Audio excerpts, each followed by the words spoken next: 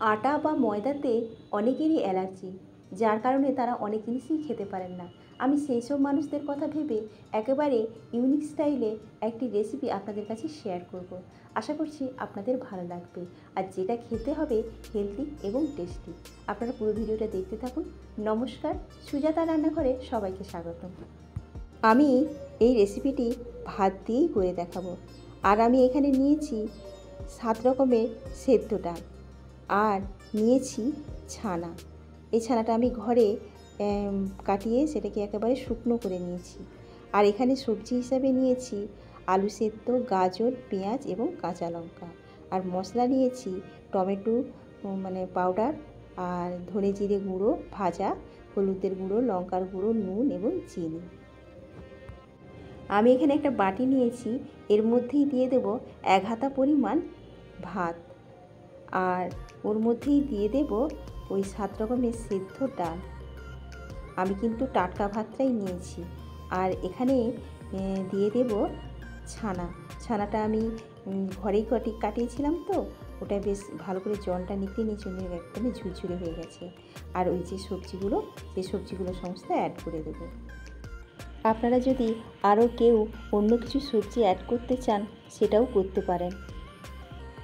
আর এর মধ্যে যে মশলাগুলো ছিল সেই মশলাগুলো এর মধ্যে দিয়ে দেব। আর একটু দিয়ে দেব গোলমরিচের গুঁড়ো, আর একটু চিলি ফ্লেক্স, আর একটু ধনেপাতা দিয়ে দেব। আমি এই সমস্ত সবজি এবং ভাত আমি একটু হাতের সাহায্যেই ভালো করে মেখে নেব। আর যেহেতু ভাত আছে, ওটা একটু ভালো করে মেখে নিতে হবে। তো এই মাখাটা আমার প্রায় হয়ে গেছে। এবার এটাকে আমি একটু বলের আকারে গড়ে নেব। গোল গোল শেপ দিয়ে দিলাম।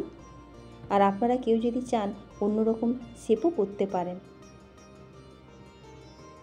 এই বলগুলো সব আমার বানানো হয়ে গেছে। দেখুন কত সুন্দর। কেউ কি বলবে এটা ভাত দিয়ে বানানো বল? তো আমি যেহেতু আপা প্যানে বানাবো, তাই আমি গোল শেপই করেছি। এবার এর মধ্যে আমি সাদা এবং কালো সর্ষে দুটো একসাথে মিশিয়ে ওই আপা প্যানের মধ্যেই দিয়ে দেব।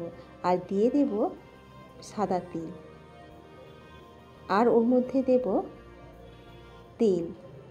আমি এখানে 1/2 চামচ পরিমাণ করে তেল দিয়েছি। এটা তাওয়াতেও ভাজা যেতে পারে। কেউ যদি তাওয়াতে ভাজেন তাহলে বড়াগুলোকে একটু চ্যাপ্টা করে নেবেন বড়ার আকারে, আর তাতেই একটু তিল আর ওই সর্ষে এবং তেল দিয়ে বড়াগুলোকে শ্যালো ফ্রাই করে নিতে পারেন। আবার কেউ চাইলে ডিপ ফ্রাইও করতে পারেন। আমি যেহেতু বলেছি স্বাস্থ্যসম্মত, তাই এটা আমি শ্যালো ফ্রাইই করব। তো এর মধ্যে আমার তেল দেওয়া হয়ে গেছে। এবার এর মধ্যে আমি দিয়ে দেবো একটা করে কারি পাতা। খেতে কিন্তু সত্যি অপূর্ব লাগে। আর এই রেসিপিটি শুধু যারা আটা ময়দা খান না তাদের নয়, সবার জন্যই এটি স্পেশালি তাদেরই কথা ভেবেই আমি এটা করেছি। তবে এটা কিন্তু বাইরে কোথাও যাওয়ার ক্ষেত্রে হলেও না, এভাবে যদি আপনারা নিয়ে যান টিফিন হিসাবে খুবই ভালোভাবেই এটা খাওয়া যাবে। আর আমি এতক্ষণ কিন্তু গ্যাসটা জ্বালিনি, এবারে গ্যাসটাকে জ্বেলে দিয়েছি। এবার এর মধ্যে এক এক করে ওই বলগুলোকে দিয়ে দেব।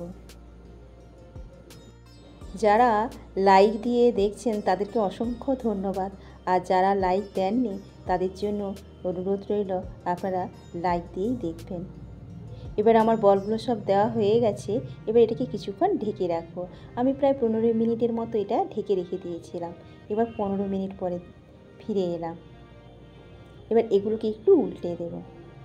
দেখুন আমার কিন্তু একটা পিঠ হয়ে গেছে। তো সমস্ত বলগুলোকে আমি উল্টে দেব।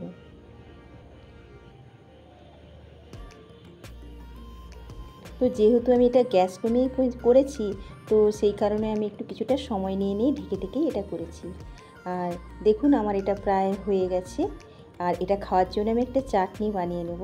এখানে ধনেপাতা, কারি পাতা, পুদিনা পাতা, আর ছোলা, বাদাম, নারকেল, টক দই দিয়ে একটা তড়কা এবারে বানাবো।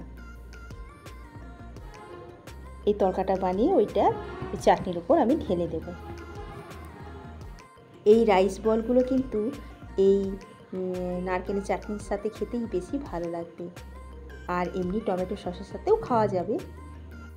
চাটনির সাথে এই রাইস বলগুলোকে আমি প্লেটের উপর তুলে নেব। আর এটা খেতে সত্যি অসাধারণ লাগে। এই চাটনি দিয়ে আপনারা খেয়ে দেখবেন, আর বাড়িতে আপনারা অবশ্যই বানিয়ে দেখুন। কেউ বুঝতে পারবে না যে এটা ভাত দিয়ে তৈরি। সাধারণ কিছু উপকরণ দিয়ে একটি অসাধারণ রেসিপি আমি আজকে আপনাদেরকে বানিয়ে দেখিয়েছি। আপনারা বাড়িতে বানান। এরকম ইউনিক রেসিপি পেতে চাইলে তাহলে অবশ্যই সুজাতার রান্নাঘরকে সাবস্ক্রাইব করে পাশে থাকুন। সবাই ভালো থাকুন। দেখা হবে পরে আরেকটি নতুন ভিডিওতে। নমস্কার।